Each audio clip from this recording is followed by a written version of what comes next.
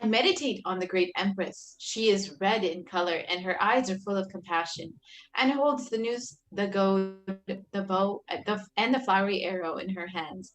She is surrounded on all sides by powers such as Anima. And she is the self within me. Devi, PARASHAKTI, is the ultimate pure feminine consciousness.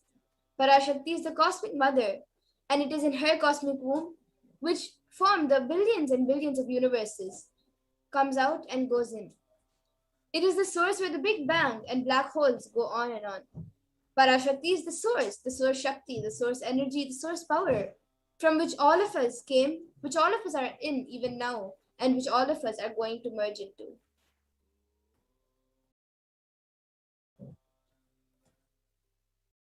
Out of her extreme love and compassion, PARASHAKTI herself is manifesting through the embodied form as the Nijavatara of the Supreme Pontiff of Hinduism, Jagat Guru Mahasannidhanam, His Divine Holiness Nityananda Paramashivam, gracing us, answering all of our questions, attending to our prayers, giving boons, healing us, revealing our past, present, and future, delivering profound spiritual truths, and ultimately giving us the experience of Paramashivam itself. In the words of PARASHAKTI herself, raising as Omkara, expressing as Vedas and Agamas, blossomed as Hrimkara filled with Parashodasi, living in 40 triangles, the Kailasha Swamini, who is in Kailasha, Sri Purachintamani, Parashodasi, sitting as part of Paramashiva, Parameshwari, who rules the universe, Paramashakti, Manonmani, Meenakshi, as Nityananda. I took Nijavatara here to give good boons to everyone, to bestow all goodness. Hiranyagarbha Swarupini, Brahmandayoni, Shami, Chandramauli, Rapala, Aparna, Uma, Parvati. I came Savitri, Navayavana, Samrajya Lakshmi, Parameshwari, Parashodasi, Meenakshi, taking the form of Nityananda. I came here as Nijavatara with great compassion. I am blessing. Listen, people. To do good to all of them, I took the form of Nityananda and came down as Nijavatara. Raising in Omkara, blossoming as Shiva, manifesting as a source of existence, powers of existence, expression of existence, from the oneness of Om, blossoming into two as Prakriti and Purusha, blossoming as three Shaktis, Icha, Kriya, Jnana, growing as the four Vedas, expanding as the five Panchabhutas, beyond the six chakras, filled as the Gotras of the seven Rishis, expanding as 8 directions, existing as 9 grahas, blossoming as 10 Indriyas, being as 11 Rudras, creating all the worlds, bringing life to tell and make truth blossom, and to do good, Parashodasi, Meenakshi, in the form of Nityananda. I came to bless every one of you. So now let's see how we can all receive Devi PARASHAKTI. So literally you are seeing Paramashiva and PARASHAKTI at that moment. She is there on your screen, so always receive her in a very traditional way.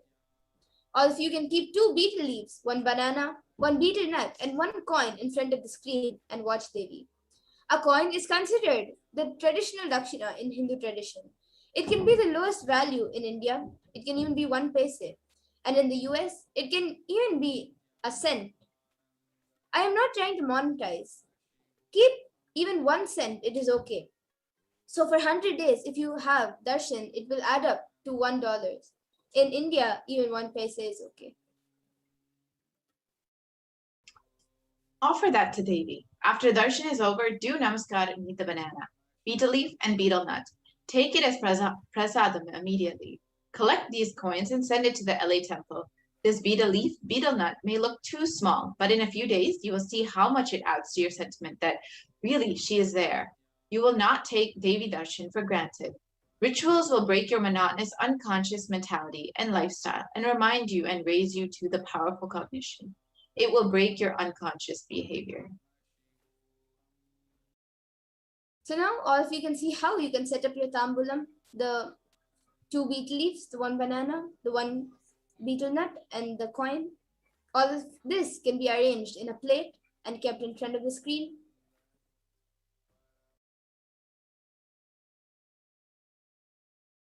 Yes. Now we will take a short break and return to learn about what are Akashic readings.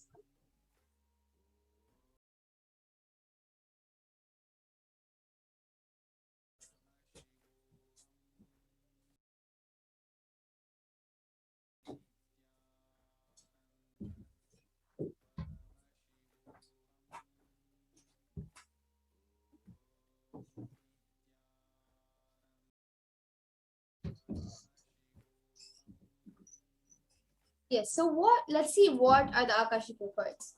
The Akashic records are records which are created in space, and whatever has happened in the time is there as a file. Nothing can be destroyed, so please understand, none of your actions, thoughts, plans, emotions, words, nothing can be destroyed.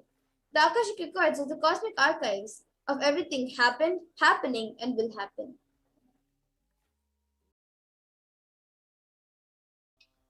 The Akashic records are the verbal, visual, five-dimensional documents. Whatever is happening is recorded continuously in the Akashic records. All the information you collected from all of your births is in your DNA. You can access some of them just to understand and not to waste the time doing the same actions again and again. These are the direct words of the Supreme Pontiff.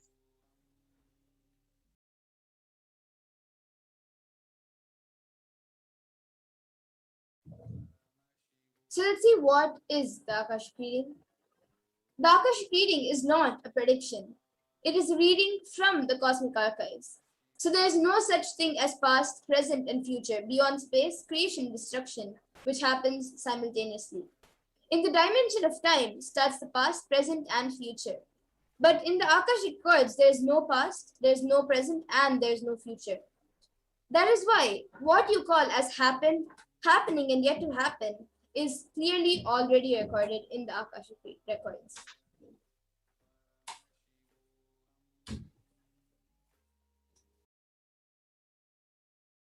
In Swamiji's own words, what are the Akashic readings? Nobody has a right to comment on these readings. Nobody has a right to manipulate these readings.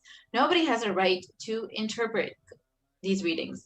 They are complete unto themselves. For anybody to live in tune with the cosmos, the Jivan Mukti, living enlightenment, does not need any special practice other than listening to these great readings again and again. When you listen to these great readings, naturally, your negative logic is penetrated, broken, and these great truths settle in your inner space and make you live enlightenment.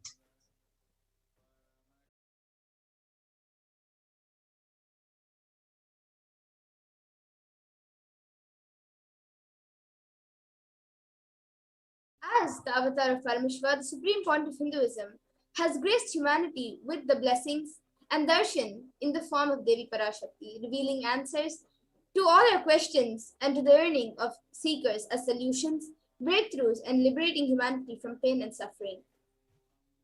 Any answer given by Devi PARASHAKTI is not just an answer, but a karmic breakthrough for all of us.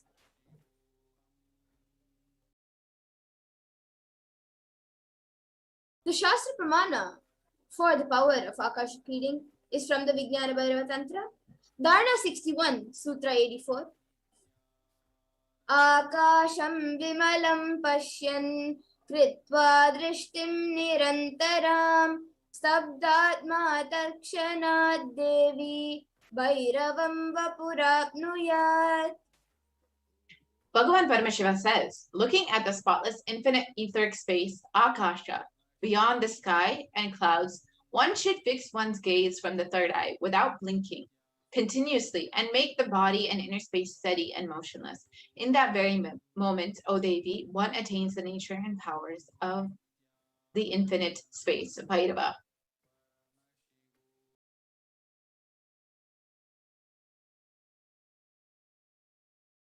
The Apta Pramana for the power of Akashic reading is from the Hindu Purana Mahabharata, which narrates the story of the great sage Maitreya who reveals the secrets to Vidura, the story of his birth in human form, and reasons of all his suffering.